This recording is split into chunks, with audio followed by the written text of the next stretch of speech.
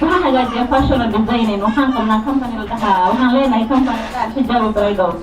waxaan hagaajinay Islamic dresses oo with traditional Islam Somali kara alkahaysaan camal this one and Instagram waxaan leenahay page oo la dhahaa Hijabi Bridal waxayna in meeshaan ku heli kartiin haddii aad aroos gabadh aroos bal islamic gown ay rabto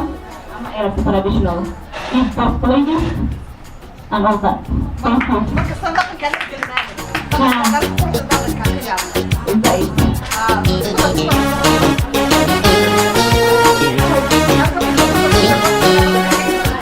yeah